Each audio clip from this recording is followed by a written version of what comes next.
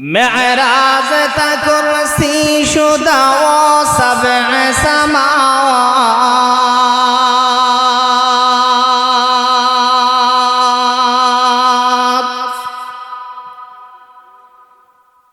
मेराज तक कुर्सी शुदा वो सबअ समावात फर्श कदम ता अर्श बरी सिदर सरीरी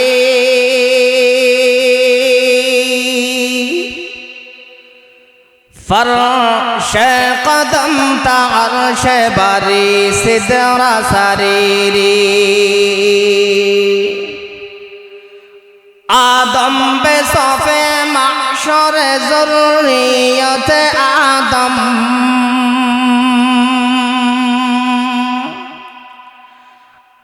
आदम बे सोफे महशर ज़ुर्रियत आदम जो दिल रिवायत की इमामी अमीरी जो दिल रिवायत की इमामी अमीरी खत्म रसूल नजम सुबुल सुबह हिदायत खत्म रसूल नजम सुबुल सुबह हिदायत हक़्क़ के नज़ीरे तू अल हक़्क़ बशीरे हक़्क़ के नज़ीरे तू अल हक़्क़ बशीरे मैं दूर हो मजबूर हो आए सैयद आलम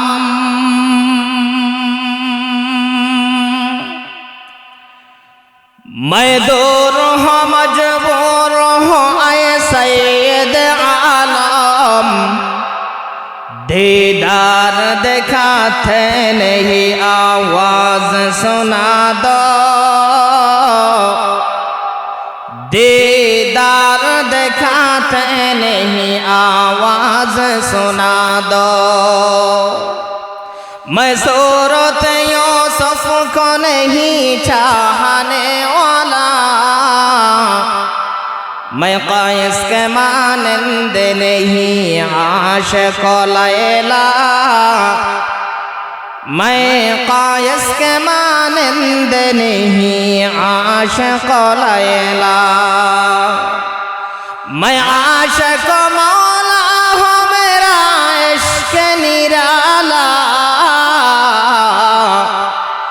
मैं आशिक़ मौला हूँ मेरा इश्क़ दीवाना ये जुमला जहाँ जिसकी तजल्ली से उजाला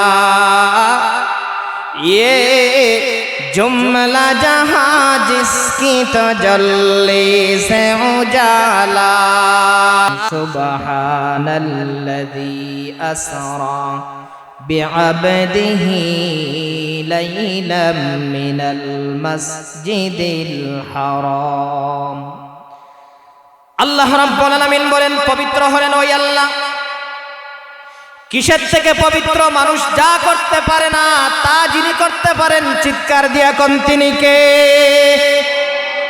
মানুষের যেখানে ক্ষয় মানুষের ক্ষমতা যেখানে লেস হয়ে যায় সেখান থেকে আমি আমার আল্লাহ রাব্বুল আলামিনের ক্ষমতা আরম্ভ হয় জোরে কোন ঠিক কিনা এজন্য সমস্ত অলসতা থেকে সমস্ত অপারগতা থেকে সমস্ত দুর্বলতা থেকে সমস্ত মুখাপেক্ষী থেকে যিনি পবিত্র তিনি হলেন কে সবাই কিন্তু বলেন না একটু আওয়াজ দিয়ে কোন তিনি কে আল্লাহ রাব্বুল আলামিন বলেন সুবহান পবিত্র হলেন ওই আল্লাহ আল্লাযী সুবহানাল্লাযী আসরা যিনি ইসরা করাইছেন তার বান্দাকে বিআবদিহি লাইলাম মিনাল মসজিদিল হারাম খানায়ে কাবার যেই সমস্ত নাম আছে এর মধ্যে একটা নাম হলো মসজিদে হারাম আল্লাহ বলেন মসজিদে হারাম থেকে নিয়ে মসজিদে আকসা পর্যন্ত লাইলাম মিনাল মসজিদিল হারাম ইলাল মসজিদিল আকসা রাতের সামান্য সময়ের মধ্যে তারা ফন বান্দাকে মসজিদে হারাম থেকে মসজিদে আকসা পর্যন্ত সফর করাইছেন। সুবহানাল্লাহ। এই শেষ নি ইসরার ওয়াজ না রইছে? এখন শেষ না রইছে? এখন আসুন, কি জন্য তার হাবিবকে ইসরা করাইলেন, মেরাজ করাইলেন? দুইটা সপ্তাহ, দুইটা পার্ট বুঝবেন। ইসরা হলো মসজিদে হারাম থেকে মসজিদে আকসা পর্যন্ত ভ্রমণ করা, এটার নাম হলো ইসরা। আর মসজিদে আকসা থেকে 1 2 3 4 5 6 7 আসমান, 7 শূন্যস্থান, জান্নাত, জাহান্নাম, লৌহ কলম, সিদরাতুল মুনতাহা সব কিছু পরিদর্শন করার নাম হলো মেরাজ। যেরকম সুবহানাল্লাহ। কয়টা জিনিস? যেরকম কয়টা জিনিস? দুইটা। ইসরার আলোচনা করব আমরা কোরআন থেকে, আর মেরাজের আলোচনা করব আমরা হাদিস থেকে। কোথা থেকে? হাদিস থেকে। তারিখ যারা লিখেছেন, ঐতিহাসিকরা বলেন কি জন্য নবীজিকে আল্লাহ ইসরা করাইছেন।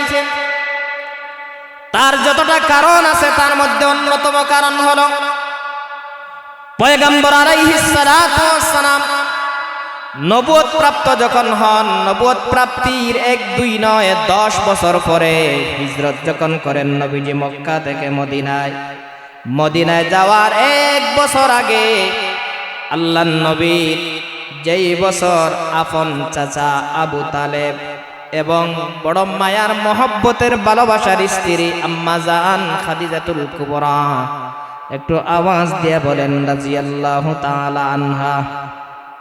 আর জোরে আওয়াজ দেন। আমরা তো অনেক সময় দেখি নেটের মধ্যে বিভিন্ন সময় সাংবাদিকরা সংবাদ প্রচার করে, কয় শাহজালাল রাদিয়াল্লাহু তাআলা। এটা বললে দোষের কিছু নাই, তবে কোন জায়গায় কোন জিনিস লাগাইতে হয় এটা জানার জন্য ইলমের দরকার। জোরে কোন ঠিক কিনা? আপনি যদি বাপরে যদি বাই ডাকেন হইবনি, মাতিন না। বাপরে যদি বাই ডাকেন হইবনি, বাপের জায়গায় বাপ, বাইয়ের জায়গায় বাই, তালইর জায়গায় তালই। আম্মা জান খাদিজাতুল কুবরা রাদিয়াল্লাহু তাআলা আনহা যেই বছর মারা গেলেন, আরবিতে এটাকে বলা হয় আম্মুল হুজুন, চিন্তার বছর। নবীজি এমন পেরেশানির মধ্যে পড়লেন, আল্লাহর নবীকে 2 জন মানুষ বড় ব্যাকআপ দিয়েছেন, নবীজিকে সহযোগিতা করেছেন। আবু তালেব যদিও ইসলাম গ্রহণ করেন নাই, কিন্তু নবীজি যখন দিনের দাওয়াত দিতেন আবু তালেব আল্লাহর নবীজির পিছনে দাঁড়াইয়া থাকতো। সুবহানাল্লাহ। তালেবের কাছে বিচার আসলো, আবু তালেব তুমি যেহেতু মক্কার লিডার, তুমি হলে মক্কার মুতাওয়াল্লি, খানায় কাবার মুতাওয়াল্লি, তোমার বাতিজা মুহাম্মদ হওয়ার কারণে তার বিরুদ্ধে আমরা কোনো অ্যাকশন নিতে পারতেছি না, তার বিরুদ্ধে কোনো ভূমিকা নিতে পারতেছি না। তবে তোমার বাতিজাকে তুমি সাবধান করে নিও, সে যেন আমাদের লাত, মানাত, উজ্জাত, হুবল এই সমস্ত মূর্তিগুলোর বিরুদ্ধে যেন সে কথা না বলে, সে যেন নতুন ধর্মের যেন দাওয়াত না দেয়। সে কোন জিনিস চায়? সে যদি সম্পদ চায় তাকে সম্পদের মালিক বানানো হবে, সে যদি নারী চায় তাকে নারী দেওয়া হবে, সে যদি ক্ষমতা চায় তাকে ক্ষমতা দেওয়া হবে। ও মুসলমান ভাইরা রে আমার, আজকে মুসলমানের ভিতরে ক্ষমতার এত মোহ, ক্ষমতার এত লোভ লালসা ঢুকেছে, ক্ষমতার কারণে মুসলমান তার ঈমান পর্যন্ত আজকে বিসর্জন দিতেছে। জোরে কোন ঠিক কিনা? একটু জোরে আওয়াজ দিয়ে কোন ঠিক কিনা? একমাত্র ক্ষমতার কারণে। আমি মুসলমান, আমার ক্ষমতার জন্য আমি দুর্গা পূজায় গিয়া তাদেরকে বলতেছি যে আপনাদের সাথেও আমি আছি। আবার ওনার দলের মানুষ যারা তাদের গিয়া বলতেছে যে সাময়িক সময়ে তাদের সাথে গিয়েছি একটু সহিষ্ণু ভাব দেখানোর জন্য। আবু তালেব এসে বলল, শুনে রাখো, তোমার বাতিজা মুহাম্মদ যদি ক্ষমতা যদি চায়, এমন ক্ষমতার মালিক থেকে বানায় দেওয়া হবে যেই ক্ষমতার কারণে মক্কা থেকে একটা বালু সরাইতে হলেও মুহাম্মদের অনুমতি লাগবে। সুবহানাল্লাহ। এইরকম যদি আমারে আপনারে যদি সারপ্রাইজ দেওয়া হতো, অফার দেওয়া হইতো, তাইলে কি বলতেন? যে যাক, ইমান না পরে আনবো, আগে ক্ষমতার মোহ, ক্ষমতার মজাটা একটু নেই। জুড়ে কোন ঠিক কিনা? না আপনাদের ভিতরে ক্ষমতার লোভ নাই? না আছে? সবার ভিতরে আছে। আল্লাহর নবী বলেন, বনি আদমকে যদি মাঠ ভরা যদি সম্পদ দেওয়া হয়, এরপরে যদি তাকে বলা হয় সম্পদ আর লাগবে কি, তখন বনি আদম বলবে যে এই সম্পদে হয় নাই, আরো সম্পদ আমার লাগবে। নাউজুবিল্লাহ। নবীজি বলেন, বনি আদমকে যদি মাঠ ভরা যদি সম্পদ দেওয়া হয়, এরপরে এই সম্পদের উপর সে সন্তুষ্টি থাকবে না। মুসলমান ভাইরা রে আমার, নবীজিকে সারপ্রাইজ দেওয়া হলো যে মুহাম্মদ কি চায়, ক্ষমতা যদি চায় ক্ষমতার মালিক বানাইয়া দেওয়া হবে, মুহাম্মদ যদি সম্পদ চায় সম্পদের মালিক বানাইয়া দেওয়া হবে। কারণ মুহাম্মদ জন্মের আগে বাবা হারাইছেন, জন্মের পরে 6 বছর পরে মা হারাইছেন, ব্যাকআপ দেওয়ার মতো কেউ নাই, সম্পদ তেমন ছিল না, একেবারে নিঃস্ব ছিলেন। এজন্য আল্লাহ রাব্বুল আলামিন সূরাতুদ দুহার মধ্যে আল্লাহ তাআলা বলেন, ওগো নবীজি আমি আপনাকে দরিদ্র অবস্থায় পেয়েছি, আমি আপনাকে ধনী বানাইয়া দিয়েছি। সুবহানাল্লাহ। ও আমার মুসলমান ভাইরা, 3টা অফার যখন দিল, তখন আল্লাহর নবী উনার চাচা আবু তালেবকে বললেন, ও আমার চাচা, আপনি আমার বাহ্যিক দেখতেছেন, আভ্যন্তরীণ যেই বিষয় সেটা আপনি এখনো অবজার্ভ করতে পারেন নাই, এখনো অনুধাবন করতে পারেন নাই। শুনে রাখুন, এই যে 3টা সারপ্রাইজ আমাকে দেওয়া হয়েছে, এই 3টা সারপ্রাইজ আমাকে দিতে পারবে সম্ভব? ক্ষমতা, নারী, সম্পদ, এই 3টা আমাকে দিতে পারবে সম্ভব? আমি মোহাম্মদ বলি শুনেন, আমার ডান হাতে যদি আসমানের চন্দ্র, বাম হাতে যদি সূর্য দেওয়া হয়, বলুন তো দুনিয়ার কোন মানুষের পক্ষে চন্দ্র সূর্য দেওয়া সম্ভব নেই? আসলে নীলাখান কোন কারিগরি কেন, একটু জোরে এখন, সম্ভব নেই। দুনিয়ার সমস্ত শক্তি, জনশক্তি সব যদি আপনি একত্রিত করেন, এরপরেও আল্লাহর যেই হুকুম আহকাম, আল্লাহর যেই নিয়ন্ত্রণ যেটা, সেটা আপনার কাছে আপনি আনতে পারবেন না। আল্লাহর নবী জানেন। এরপরে নবীজি বলতেছেন, যদি আমার ডান হাতের মধ্যে যদি চন্দ্র দেওয়া হয়, বাম হাতের মধ্যে যদি সূর্য দেওয়া হয়, আর যদি বলা হয় মুহাম্মদ 1টা সেকেন্ডের জন্য তুমি দিনের দাওয়াত দেওয়া থেকে বিরত থাকো, আমি মুহাম্মদের পক্ষে 1 সেকেন্ডও দিনের দাওয়াত থেকে বিরত থাকা সম্ভব নয়। জোরে কোন সুবহানাল্লাহ।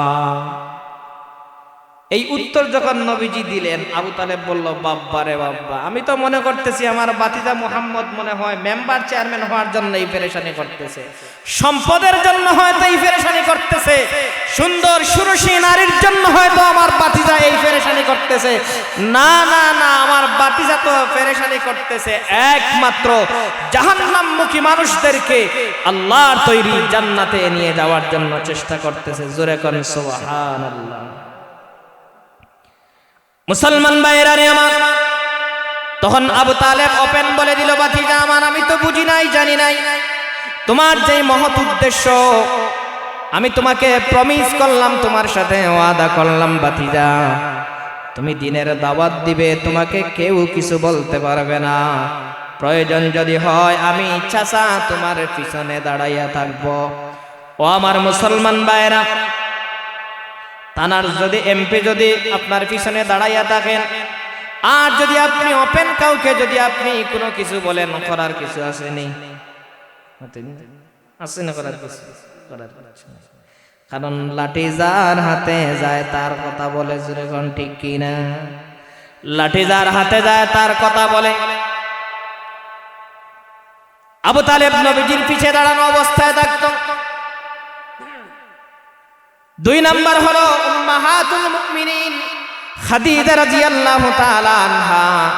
খাদিজা নবীজিকে এত ভালোবাসলেন, ওই খাদিজার ভালোবাসার প্রতি আল্লাহর রাসূল আকৃষ্ট হয়ে, ওনার বয়স ছিল 24 বছর, কিন্তু উনি 45 অথবা 42 বছরের একজন নারীকে আল্লাহর রাসূল বিবাহ করেছেন। সুবহানাল্লাহ। এরকম কোন আল্লাহওয়ালা আসেননি যে আমি ঠকঠকা যুবক 25 বছর আর আমি 50 বছরের একজন মহিলাকে বিবাহ করব, এমন ইমানদার আসেননি? যদি বলা হয় যে আপনারা লন্ডন নেওয়া হবে, আমেরিকাতে নেওয়া হবে, হইবেন না, এইসব কিছুর দরকার নাই। যেরকম ঠিক কিনা? কিন্তু বামপন্থী যারা আল্লাহর রাসূলের শানে বিভিন্ন বেয়াদবিমূলক কথাবার্তা বলে, যারা বলে নবীজি যৌন ক্ষুধা নিবারণের জন্য একটা দুইটা নয় 11টা বিবাহ করেছেন, ওই সমস্ত শাতমে রাসূল যারা বেয়াদব, যারা এরা কিন্তু জানে না আল্লাহর রাসূল যতটা বিবাহ করেছেন, উম্মাহাতুল মুমিনিন খাদিজা থাকতে নবীজি দ্বিতীয় কোনো বিবাহ করেন নাই। খাদিজা রাদিয়াল্লাহু তাআলা আনহা মারা যাওয়ার পর আল্লাহর রাসূল বিবাহ করেছেন। আর যতটা বিবাহ করেছেন প্রত্যেকটা বিবাহের পিছনে যার হুকুম ছিল তিনি কে? একটু জোরে আওয়াজ দিয়া কইন কে? আল্লাহ। নবীজি যতটা বিবাহ করেছেন একমাত্র আল্লাহর ইশারায়, আল্লাহর হুকুমে। এজন্য যারা আল্লাহ রাসূলের চরিত্রের মধ্যে কালিমা লেপন করতে চায় এদের উদ্দেশ্য ভালো না। জোরে কোন ঠিক কিনা? কারণ সূর্যে এর বাপরে দিয়ে কি নাই, সূর্যে তার কাছে যদি আপনি তার বাপের কাছে যদি টেকা দেয়, মনে মনে চিন্তা করবো হয়তো আমার বাবা, আমি যেরকম সুর আমার মতো হয়তো এই টাকাগুলা মারিয়া খাই দিব। কারণ সূর্যে তার বাপের উপর কি নাই, বিশ্বাস নাই। আরবিতে বলা হয় আলমারউ ইয়াকিসু আলা নাফসিহি, যে যেরকম সে অন্যকে এরকম ধারণা করে। এজন্য যারা আল্লাহ রাসূলের জিন্দেগির মধ্যে চরিত্রের মধ্যে কালেমা লেপন করতে চায় এদের উদ্দেশ্য ভালো না, উদ্দেশ্য খারাপ। জোরে কোন ঠিক কিনা? এই 21 বছরের মধ্যে নবুয়তের যখন 10 বছর পরিপূর্ণ হয়ে গেল, এই 21 বছরে আবু তালেব মারা গেলেন, উম্মাহাতুল মুমিনিন খাদিজাতুল কুবরাও মারা গেলেন। যখন দুইজন মারা গেলেন আল্লাহর রাসূল তো পেরেশানির মধ্যে পড়লেন, কার কাছে যাবেন, দুঃখ কার কাছে বলবেন? এমন একটা সিচুয়েশন নবীজি পার করতেছেন, দুঃখ বলার মতো কোনো মানুষ নাই। আমাদের সিলেটের মধ্যে দেখবেন যখন কোনো মানুষ মারা যায় তখন তার বাড়ি যদি একা থাকে তখন পাশের বাড়ির মহিলারা বলে আমার বাড়িতে একটু আসো, গল্প গুজব করি। বন্ধু বান্ধব যারা আছে এদেরকে বলা হয় এরে বাজারে নিয়ে যাও, কামাল বাজার নিয়ে যাও, মাসুক বাজার নিয়ে যাও, সিলেটের মধ্যে নিয়ে যাও, টাউনের মধ্যে একটু ঘোরাফেরা করো। তখন তার ওই যে দেমাকের মধ্যে মারা, তার বাবা মারা যাওয়ার, মা মারা যাওয়ার যে টেনশন, এই টেনশনটা একটু দূর হবে। জোরে কোন ঠিক কিনা? আল্লাহ রাসূল সব সময় জিমাই জিমাই থাকেন এমত অবস্থা, খানা পিনা খাইতে উনি শরীরের চর্চা নেওয়ার জন্য, শরীরের হেফাজতের জন্য উনি সব কিছু এমন ভাবে ভুলে গেলেন।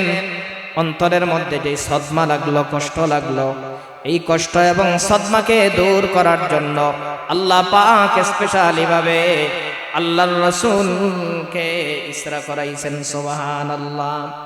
নবীজির আপন চাচাতো বোন উম্মে হানি বিনতে আবি তালেবের মেয়ে উম্মে হানির ঘরে আল্লাহর রাসূল বেড়াইতে গেলেন। বেড়াইতে যখন গেলেন, গভীর রাত্র যখন হলো, হঠাৎ আল্লাহর রাসূল তাকাইয়া দেখেন, হাদিসের মধ্যে নবীজি বলেন উতিতু বিল বুরাক, আমি তাকাইয়া দেখি হঠাৎ ওই ঘরের ছিদ্র দিয়া, ছাদ দিয়া আমার ঘরের মধ্যে বুরাক এসে হাজির হয়েছে। সুবহানাল্লাহ। বুরাকের পরিচয় দিতে গিয়ে, সংজ্ঞা দিতে গিয়ে বলেন বুরাক কিরকম? ওয়াহুয়া দাব্বাতুন তাওয়ীলুন ফাওকাল হিমারি ওয়া দুনাল বাগাল।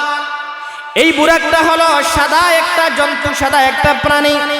এটার আকার আকৃতি হলো দুনা, ওয়াহুয়া দাব্বাতুন তাওয়ীলুন ফাওকাল হিমারি ওয়া দুনাল বাগাল। গাদার চেয়ে একটু বড়, খচ্চরের চেয়ে একটু ছোট, সাদা, মাঝে মাঝে ফুটফুট আছে। এই বুরাক আল্লাহর রাসূলের কাছে যখন আনা হলো, এই বুরাকের গতি, বুরাকের স্পিরিট সম্পর্কে বলা হয় এই বুরাক প্রতি সেকেন্ডে 3 লক্ষ কিলোমিটার বেগে চলতে পারে। সুবহানাল্লাহ। বুরাককে বুরাক কি জন্য নাম রাখা হলো? বারকুন শব্দ থেকে বুরাক, বারকুন শব্দের বাংলা হলো বিজলি। আমাদের সিলেটি ভাষায় যাকে আমরা তরক বলি, কি বলি? ও দেখলাম ও নাই। ছোটকালে যখন প্রবাদ বাক্য দেওয়া হইতো, ও দেখলাম ও নাই, ও দেখলাম ও নাই, এটার নাম কি? তরক। সিলেটি ভাষায় কয় কি? তরক, বিজলি। এই বারকুন শব্দের অর্থ হলো বিজলি। বুরাককে কি জন্য বুরাক বলা হয়? এই জন্য বুরাক বলা হয়, বুরাকটা বিদ্যুতের চেয়ে আরো দ্রুতগামী। সুবহানাল্লাহ। আপনারা একটু চিন্তা করে দেখেন, এই যে খানায়ে কাবা থেকে বাইতুল মুকাদ্দাস হলো 1240 কিলোমিটার দূর। কত দূর? 1240 কিলোমিটার দূর হলো খানায়ে কাবা থেকে বাইতুল মুকাদ্দাস। আল্লাহ রাব্বুল আলামিন বলেন, রাত্রির কিছু সময়ের মধ্যে আমার হাবিবকে আমি এই মসজিদে হারাম থেকে মসজিদে আকসা পর্যন্ত আমি সফর করাইছি। সুবহানাল্লাহ। বুরাক যেই সময় আল্লাহ রাসূলের চাচাতো বোন উম্মে হানির ঘরে যখন নিয়ে আসলেন, নবীজি বলেন, আমি হঠাৎ তাকাইয়া দেখি ঘরের ছাদ ফাঁক করে 2 জন অথবা 3 জন জিবরাইল, এরপরে ইসরাফিল, আবার কেউ বলেন মিকাইল আলাইহিস সালাতু ওয়াস সালাম। তবে গ্রহণযোগ্য মত হলো 2 জন ফেরেশতা এই প্রাণী নিয়ে আল্লাহর রাসূলের সামনে যখন দাঁড়া হলেন, নবীজিকে এই প্রাণীর মধ্যে তুললেন। হাদিসের মধ্যে আছে, ওই বুরাক তখন আল্লাহর রাসূলকে চিনতে পারে নাই, সে একটু ইতস্ততা বোধ করতেছে। তখন জিবরাইল আলাইহিস সালাতু ওয়াস সালাম ডাক দিয়ে বললেন, বুরাক, তুমি হয়তো চিনতে পারতেছো না, উনি হলেন সৃষ্টির সেরা, সৃষ্টির শ্রেষ্ঠ মহামানব মুহাম্মাদুর রাসূলুল্লাহ। চিৎকার দিয়ে বলেন সাল্লাল্লাহু আলাইহি ওয়াসাল্লাম। এই নবী তোমার উপরে সওয়ার হবেন, সাবধান, তুমি নড়াচড়া করবে না। আল্লাহ রাসূলকে নিয়ে যখন রওনা দিলেন, রওনা দেওয়ার কিছু দূর যাওয়ার পর খানায়ে কাবার কাছে একটা ঘর আছে যাকে হাতিমে কাবা বলা হয়। বর্তমান সরকার এটাকে একেবারে কাবা ঘরের সাথে ম্যাচিং করে দিয়েছে, মিল করে দিয়েছে। এই হাতিমে কাবার কাছে আল্লাহ রাসূলকে শুয়াইলেন। শুয়ানোর পর আল্লাহ রাসূলের ওপেন হার্ট সার্জারি করা হলো, যাকে বক্ষ বিদারণ বলা হয়, শক্কে সদর বলা হয়। একেবারে বাইপাস অপারেশন, গলা থেকে নিয়ে একেবারে নবীজির হার্ট সিনা চাক করা হলো। এখন যারা 1440 বছর অথবা 1445 বছর পরে যারা গর্ব করে, অহংকার করে আর বলে আমরা কি করতে পারি, ওপেন হার্ট সার্জারি করতে পারি, তোমরা 1400 অথবা 1500 বছর পরে এসে বিভিন্ন যন্ত্রপাতি দিয়ে তোমরা সিনা চাক করতেছ, তোমরা ওপেন হার্ট সার্জারি করতেছ। অথচ যেই যুগে আধুনিক কোনো যন্ত্র ছিল না, কোনো ঔষধ ছিল না, মেডিসিন ছিল না, কোনো বৈজ্ঞানিক কোনো যন্ত্রপাতি ছিল না, সেই সময় মুহাম্মাদুর রাসূলুল্লাহ সাল্লাল্লাহু আলাইহি সাল্লাতু ওয়াস সালামকে একবার দুইবার নয়, কোন তারিখের কিতাবের মধ্যে আছে 4 বার। তবে বিশুদ্ধ মত হলো আল্লাহর রাসূলকে 3 বার সিনা চাক করানো হয়েছে। জোরে কোন সুবহানাল্লাহ। কয়বার? জোরে কোন, আরো জোরে। ও আমার মুসলমান ভাইরা,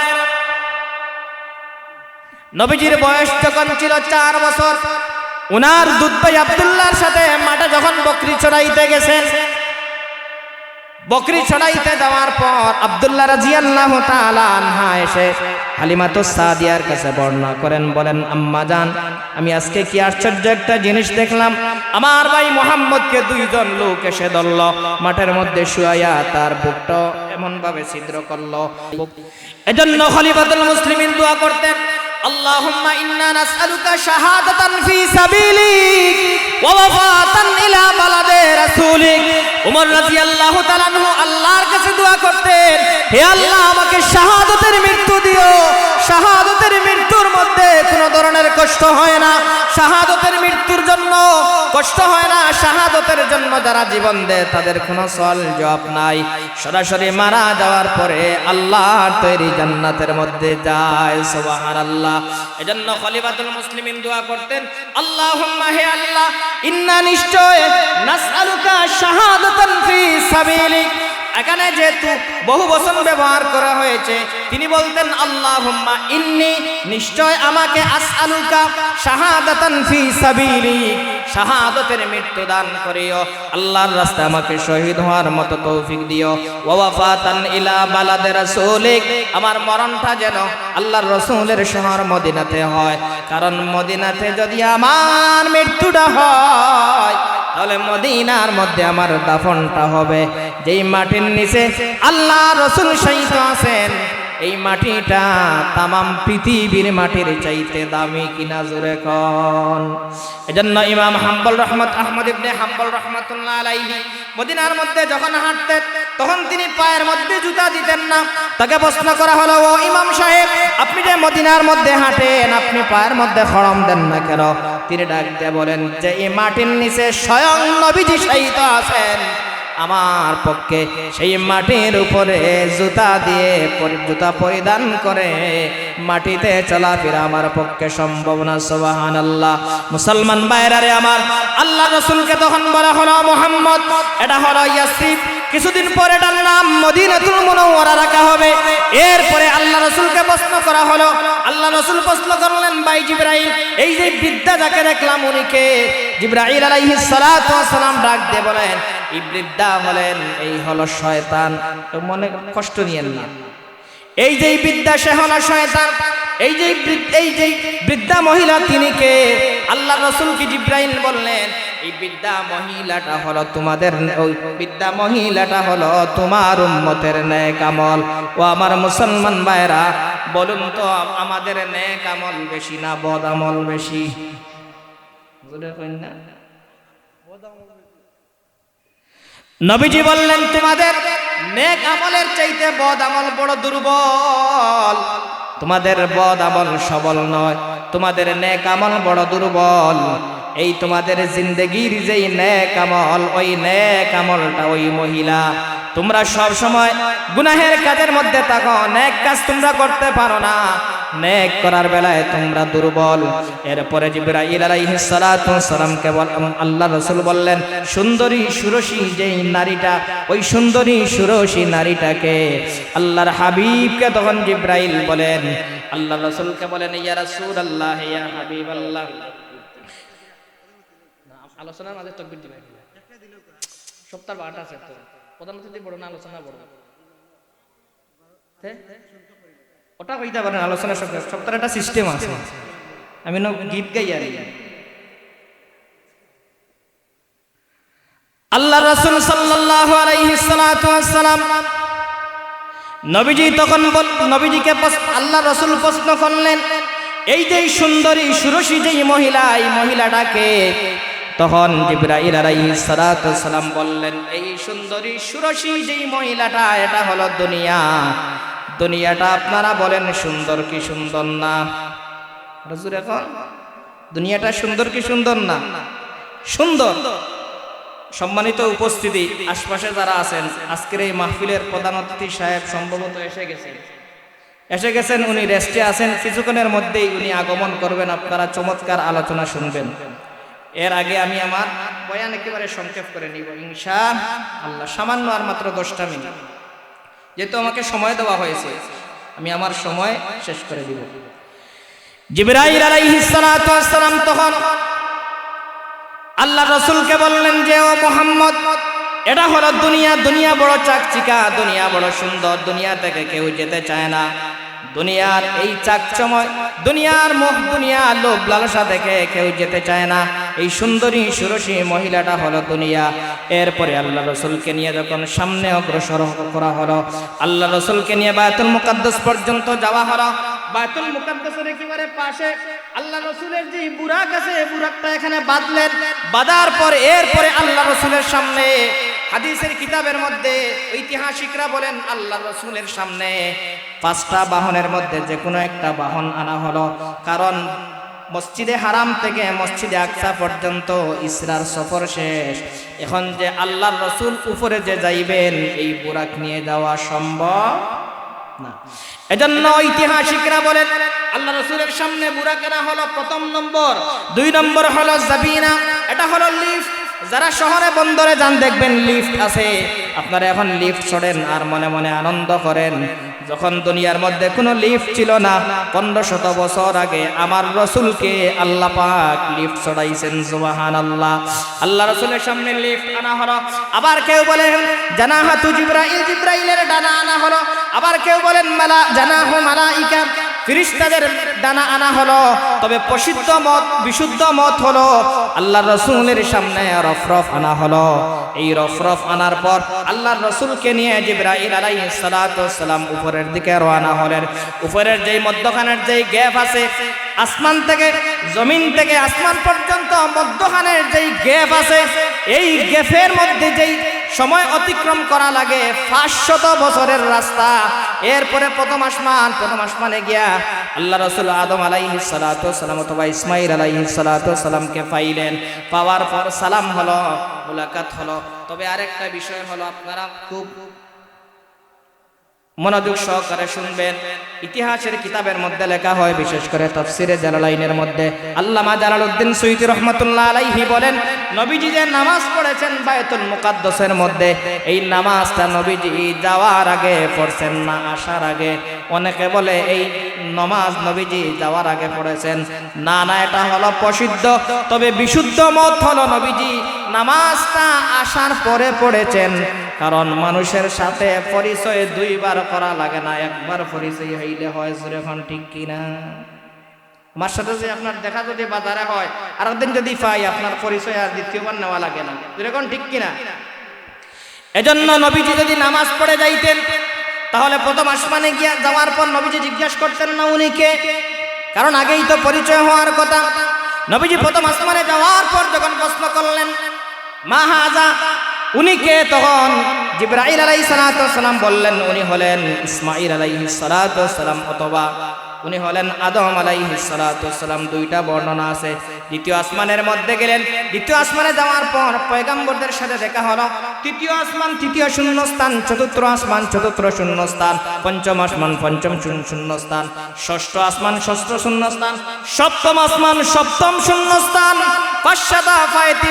3500 বছরের রাস্তা আপনি যদি ডবল করেন তাহলে 3500 কত হয়? 7000 বছরের রাস্তা রাসূলুল্লাহ অতিক্রম করে সিদরাতুল মুনতাহা দেখলেন, জান্নাত দেখলেন, জাহান্নাম দেখলেন, জাহান্নামের শাস্তি দেখলেন। এগুলো বলার সময় নাই, লম্বা ঘটনা।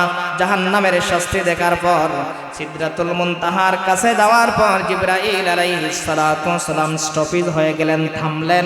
তখন আল্লাহ পাক তার হাবিবকে একান্ত ওনার কাছে নিয়ে 2 জন মুকালামা করলেন। জোরে কোন সুবহানাল্লাহ।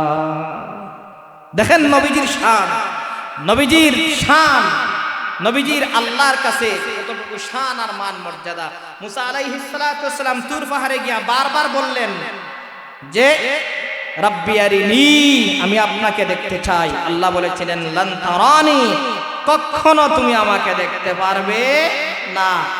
আর আল্লাহর রাসূলকে আল্লাহ তাআলা স্পেশালি দাওয়াত দিয়া ওই আরশে মুআল্লায় নিয়ে 2 জন একাধারে বসে বসে আল্লাহর রাসূল আল্লাহর সাথে গল্প গুজব করতেছেন। একটু জোরে আওয়াজ দেখুন, বাড়িতে গিয়া কইবেন, জোরে আওয়াজ দেখুন কি আলোচনা করেছেন। ঐতিহাসিকরা কিতাবের মধ্যে বলেন আল্লাহর হাবিব তখন আল্লাহর সামনে বলেন আত-তাহিয়াতু লিল্লাহি ওয়াস-সালাওয়াতু ওয়াত-তাইয়্যিবাতু। আল্লাহর রাসূল বললেন সমস্ত মৌখিক ইবাদত, শারীরিক ইবাদত, সমস্ত পবিত্রতা হলো আল্লাহর জন্য। জোরে কোন সুবহানাল্লাহ। আত-তাহিয়াতু লিল্লাহি ওয়াস-সালাওয়াতু ওয়াত-তাইয়্যিবাতু, আসসালামু আলাইকা আইয়ুহান নাবিয়্যু ওয়া রাহমাতুল্লাহি ওয়া বারাকাতুহু। তখন আল্লাহর রাসূল বললেন আসসালামু আলাইকা আইয়ুহান নাবিয়্যু ওয়া রাহমাতুল্লাহি ওয়া বারাকাতুহু। আল্লাহর হাবিবকে আল্লাহ তাআলা স্বয়ং সালাম দিলেন, আসসালামু আলাইকা আইয়ুহান নবী, আপনার উপর শান্তি বর্ষিত হোক হে নবী। এরপরে আল্লাহর রাসূল বললেন না, আমি একা সালাম নিব না, কারণ আমি আমার উম্মতদেরকে রেখে এসেছি, আমি একা একা সালাম নিব না। এরপরে আল্লাহ পাক আবার সালাম দিলেন, আসসালামু আলাইনা ওয়া আলা ইবাদিল্লাহিস সালিহিন। আল্লাহ রাব্বুল আলামিন আবার সালাম দিলেন। এই সালামের মধ্যে যে বিষয়টা আল্লাহ ঢুকাইলেন সেটা হলো ইবাদিস সালিহিন। ইবাদে সালিহিন কাদেরকে বলা হয়? যারা নামাজ পড়ে। যারা নামাজ পড়েন না ওয়াজেও কোনো কাজ হবে না। নামাজ যারা পড়েন না মেরাজের ওয়াজেও কোনো কাজ হবে না। নামাজ যারা পড়েন না আল্লাহর পক্ষ থেকে সালাম পাওয়া সম্ভব না। জোরে কোন ঠিক কিনা? আল্লাহ রাব্বুল আলামিন বলেন আসসালামু আলাইনা, শান্তি বর্ষিত হোক সবার উপর। সবাই বলতে কারা? ইবাদিয়াস সালিহিন, নেককার বান্দা যারা, এদের উপর এরপরে আসসালামু আলাইনা ওয়া আলা ইবাদিল্লাহিস সালিহিন, তখন আল্লাহর রাসূল খুশি হইয়া বলেন আশহাদু আল্লা ইলাহা ইল্লাল্লাহ, আমি সাক্ষ্য দিতেছি আল্লাহ ছাড়া কোনো ইলাহ নেই। সাথে সাথে আল্লাহ রাব্বুল আলামিন বলেন ওয়া আশহাদু আন্না মুহাম্মাদান আবদুহু ওয়া রাসূলুহু, আমি আল্লাহ সাক্ষ্য দিতেছি আপনি হলেন আমার বান্দা এবং রাসূল। জোরে কোন সুবহানাল্লাহ। এরপরে রসুল যখন আসবেন, রসুলকে 50 ওয়াক্ত নামাজ দিলেন। নামাজ দেওয়ার পরে মুসা আলাইহিস সালামের সাথে সাক্ষাৎ হলো। সাক্ষাৎ হওয়ার পরে আবার রসুলকে পাঠানো হলো। 9 বার যাওয়ার পরে আল্লাহ রসুলের উপর থেকে 45 ওয়াক্ত নামাজ আল্লাহ কমাইয়া দিয়েছেন। রয়েছে মাত্র 5 ওয়াক্ত নামাজ। এই 5 ওয়াক্ত নামাজ মুসলমান আজকে পড়তে রাজি নাই। যেরকম ঠিক কিনা? অথচ এক হাদিসের মধ্যে, যদিও হাদিসটা নিয়ে কিলোকাল আছে, এই হাদিসের মধ্যে আছে আসসালাতু মিরাজুল মুমিনিন, মুমিনের জন্য নামাজ হলো মেরাজ। কিন্তু আজকে আমরা নামাজ পড়ি না, বড় দুঃখের কথা। ওয়াজ শুনি, সবকিছু আমাদের ঠিক আছে, বাজারও ঠিক আছে, ডাক্তারেরও ঠিক আছে, খানিও ঠিক আছে, কিন্তু মসজিদ দেখা যায় আজকে খালি। যেরকম ঠিক কিনা? এগুলো হলো কিয়ামতের আলামত। আল্লাহ তাআলা প্রত্যেককে হেদায়েত দান করুক। মেরাজের বয়ান করতে হইলে 1 সপ্তাহ করা যাবে সহিভাবে করলে, আর সব মিলে যদি করা যায় সারা বছর করা যাইবে, কোনো সমস্যা নাই। তবে আমরা সব সময় সহি কথাগুলো শুনবো, বুঝবো, আমল করব। আল্লাহ পাক আমাদেরকে তৌফিক দান করুক। আমাদেরকে যে আপনারা সময় দিয়েছেন এজন্য শুকরান জাযাকাল্লাহ।